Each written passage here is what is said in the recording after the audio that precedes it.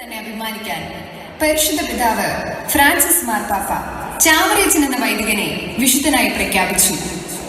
ക്രിസ്തീയ കുടുംബ വിശുദ്ധിയും പരസ്പര സ്നേഹവും മുന്നിൽ കണ്ട് സ്വർഗരാജ സദൃശ്യമായ കുടുംബങ്ങൾ എന്നും ഉണ്ടാകണമെന്ന ലക്ഷ്യത്തോടെ രചിച്ച ചാവറേച്ചന്റെ രചനയെ നാടകരൂപേണ ഞങ്ങൾ ആവിഷ്കരിക്കട്ടെ. ഒരു നല്ല അപ്പന്റെ ചാവരം.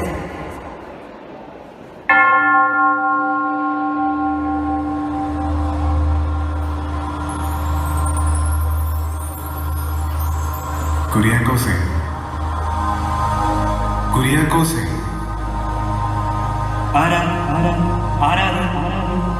നീ ദിവസം തോറും ഉയർത്തുന്ന തിരുവോസ്തയിൽ ജീവിക്കുന്ന ദൈവമാണ് ഞാൻ. കർത്താവേ, പാപി എന്റെ മുൻപിൽ അങ്ങ് വരാന്താക്കാൻ എന്ത് യോഗ്യതയാണ് എനിക്കുള്ളത്? മകനെ, നിന്നെ ഒരു ഉപകരണമാക്കി നിരവധി കാര്യങ്ങൾ എനിക്ക് ലോകത്തോടും വരുവാനിരിക്കുന്ന തലമുറയോടും പറയാനുണ്ട്. അതുകൊണ്ട് ഞാൻ പറയുന്നവ നീ ശ്രദ്ധിച്ചു കേൾക്കണം.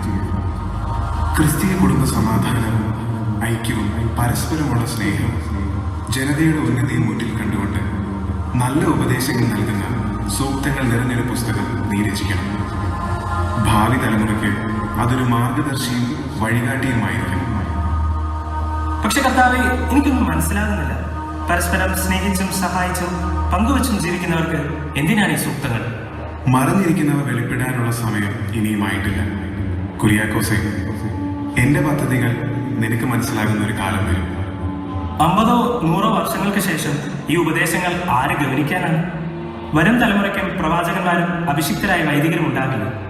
അവർ സമൂഹത്തിന് ആവശ്യമുള്ള ഉപദേശങ്ങൾ നൽകുകയില്ലേ? ഇന്ന് നീ കാണുന്ന ലോകമല്ല വർഷങ്ങൾക്ക് ശേഷമുള്ളത്. ചതിയും വഞ്ചനയും വിദ്വേഷവും അധിവസിക്കുന്നതിനിടയിൽ ക്രിസ്തീയ സമൂഹത്തിന് നന്മയിലേക്കുള്ള വഴി കാട്ടിക്കൊടുക്കാൻ നിന്റെ രചന ഒരു കാരണമാകും. വഞ്ചനയും വിദ്വേഷവുമോ? വരൂ, അന്ന് എന്താണ് സംഭവിക്കാൻ പോകുന്നതെന്ന് നിനക്ക് ഞാൻ കാണിച്ചു തരാം.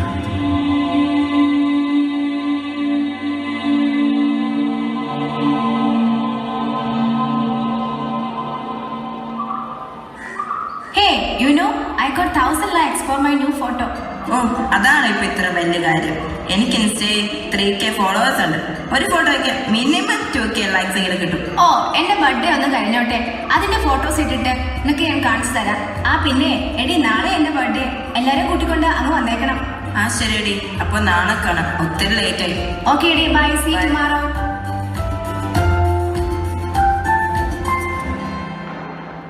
അമ്മേ, നാളെ എന്റെ ബർത്ത്ഡേക്ക് ഫ്രണ്ട്സ് എല്ലാരും വരുന്നുണ്ട്. അവരെ നല്ലപോലെ ട്രീറ്റ് ചെയ്യണം. ഫുഡൊന്നും ഇവിടെ ഉണ്ടാക്കണ്ട, പുറത്തു നിന്ന് ഓർഡർ ചെയ്യാം. മോളെ, നീ എന്തായി പറയുന്നത്? എല്ലാ പ്രാവശ്യത്തെയും പോലെ നമുക്ക് കേക്ക് മുറിക്കാം. ഫുഡൊക്കെ പുറത്തുനിന്ന് വാങ്ങാൻ ഒരുപാട് രൂപയാകില്ലേ?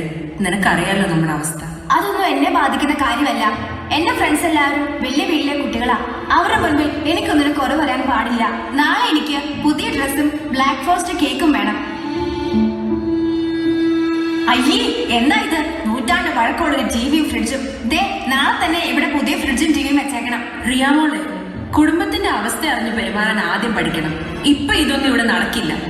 നാളെ ഇതൊന്നും ഇവിടെ കണ്ടില്ലെങ്കിൽ പിന്നെ നിങ്ങൾ എന്നെ ഇവിടെ കാണില്ല. എന്റെ ആഗ്രഹം സാധിച്ചു തരാൻ നിങ്ങൾക്ക് പറ്റിയില്ലെങ്കിൽ പിന്നെ ഞാൻ ജീവിച്ചിരിക്കില്ല. ഓ, എന്നതാ ഇവിടെ കിടന്ന് അമ്മയും മോളും കൂടെ ബഹളം ഉണ്ടാക്കുന്നത്? ഇവക്കിപ്പൊ നമ്മുടെ സൗകര്യങ്ങളൊന്നും പിടിക്കുന്നില്ല. നാളെ ബർത്ത്ഡേക്ക് കൂട്ടുകാരികളെ കാണിക്കാൻ പുതിയ ഡ്രസ്സും കേക്കും ഒക്കെ വേണം പോലും. നമ്മുടെ ടിവിയും ഫ്രിഡ്ജും എല്ലാം മാറ്റി നാളെ പുതിയത് വാങ്ങണം. ഇല്ലെങ്കിൽ ഇവിടെ ആത്മഹത്യ ചെയ്യും. അപ്പാ, എന്നെ അപ്പന്റെ ഒറ്റ മകളല്ലേ? എന്റെ ഫ്രണ്ട്സ് എല്ലാരും നാളെ ബർത്ത്ഡേക്ക് വരുന്നുണ്ട്. അവരുടെ ഒക്കെ മുൻപിൽ ഇതൊക്കെ കാണിച്ചാൽ എനിക്ക് നാണക്കേടാ. അപ്പ പ്ലീസ്, നമുക്ക് പുതിയത് വാങ്ങാം. അപ്പ പ്ലീസ്. മോളുടെ ആഗ്രഹം പോലെ തന്നെ നടക്കട്ടെ. നാളെ ഫ്രണ്ട്സ് വരുമ്പോ എല്ലാം ഞാൻ ശരിയാക്കിക്കൊള്ളാം കേട്ടോ. മോള് സങ്കടപ്പെടണ്ട. കുറച്ചുകൂടെ കൊഞ്ചിക്ക്. ആകെ ഇവിടെ പഠിപ്പിക്കാൻ മാറ്റി വെച്ചിരിക്കുന്ന കുറച്ച് പൈസയാണ് കയ്യിലുള്ളത്. അതുകൂടി നശിപ്പിച്ചു കഴിഞ്ഞാൽ പിന്നെ നമ്മൾ എന്ത് ചെയ്യും? അപ്പാ, ഒരടി പൈസ ഇന്ന് വരും, നാളെ പോവും. അവളുടെ ആഗ്രഹമല്ലേ, അത് നടക്കട്ടെ. ബാക്കി കാര്യം പിന്നെ ആലോചിക്കാം. ഏതായാലും ആഘോഷിക്കാൻ തീരുമാനിച്ചു. എന്നാ പിന്നെ നിന്റെ ക്ലാസ്സിൽ പഠിക്കുന്ന സ്നേഹം നമ്മുടെ അയൽവക്കത്ത് താമസിക്കുന്നുണ്ടല്ലോ, അവളെയും കുടുംബത്തെയും കൂടെ നിന്റെ പിറന്നാളിന് ക്ഷണിക്കാം. ഓ, അത് വേണ്ട. അവൾ വലിയ പ്രാർത്ഥന ഉപദേശവും ഒക്കെ നടക്കുന്നവളാ. എനിക്ക് അവളെ ഇഷ്ടമല്ല.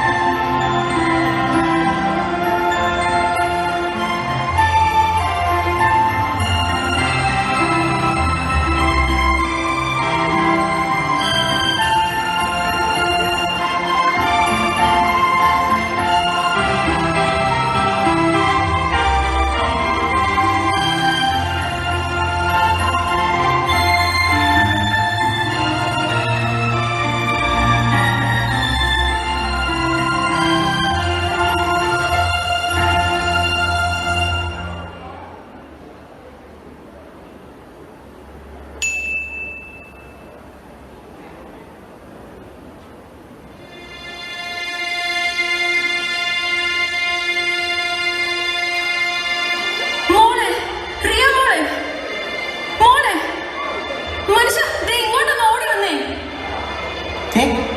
എന്താ മോളെ? മോളെ എണീക്ക് മോളെ.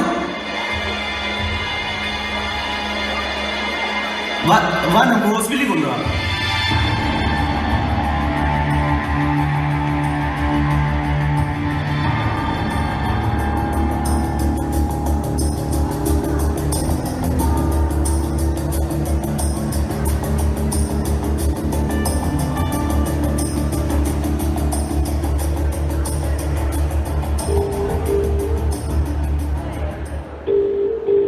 ഹലോ എടാ, എന്റെ കൊച്ചു ഹോസ്പിറ്റലാണ്, ക്രിട്ടിക്കലാണ്. കുറച്ച് പണം വേണം. 2 ലക്ഷം രൂപയാണ് സർജറി ചെയ്യാൻ. എനിക്കൊന്ന് ഒപ്പിച്ചു തരാൻ പറ്റുമോ? ഹലോ ഏട്ടാ, ഞാനൊരു ബിസിനസ് മീറ്റിംഗിലാണ്, പിന്നെ വിളിക്കാം.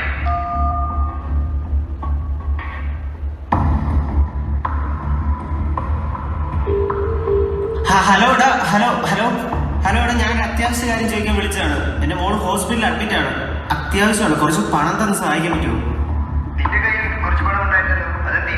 എടാ, അത് ഇന്നവളുടെ പിറന്നാളായിരുന്നു, മുഴുവനും ചെലവായി പോയി. കുട്ടികളുടെ വാക്കുമായിട്ട് ഓരോന്നും ചെയ്യുമ്പോ ആലോചിക്കണമായിരുന്നു.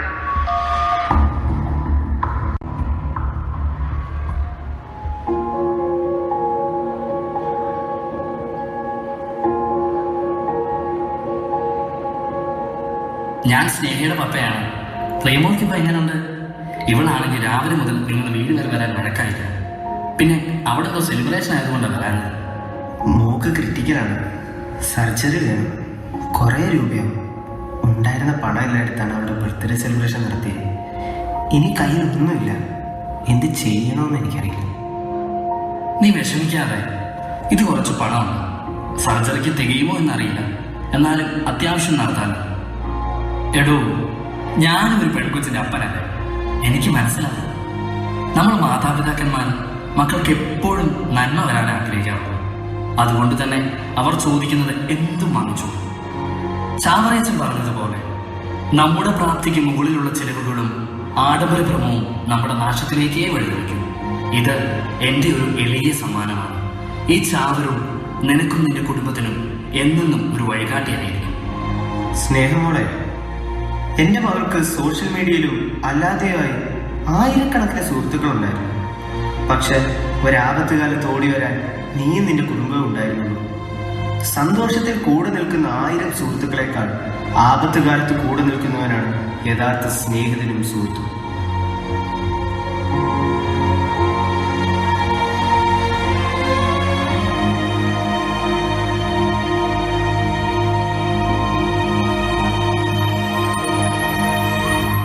കുര്യാക്കോസേ, ഇപ്പൊ നിനക്ക് ബോധ്യമായോ ലോകത്തിന്റെ ഗതി എങ്ങോട്ടാണെന്ന്? കർത്താവേ, എനിക്കിപ്പോഴാണ് അങ്ങ് പറഞ്ഞതിന്റെ അർത്ഥം മനസ്സിലായത്. വരും കാലഘട്ടങ്ങളിൽ ഇന്ന് ഞാൻ എഴുതിയതിന് പ്രാധാന്യം ലഭിക്കാം. അനേകർ നന്മയിൽ വളരാൻ ഇതിടയാകട്ടെ. മക്കളെ സ്നേഹിക്കുന്ന എല്ലാ മാതാപിതാക്കൾക്കുമായി ഞങ്ങൾ ഈ നാടകം സമർപ്പിക്കുന്നു. നൂറ്റാണ്ടുകൾക്ക് മുമ്പുള്ള ചാവറേച്ചന്റെ രചനയെ നിങ്ങൾക്ക് വിചിന്തനത്തിനായി നൽകിക്കൊണ്ട് ഞങ്ങളുടെ ഈ എളിയ നാടകം ഇവിടെ അവസാനിക്കുന്നു.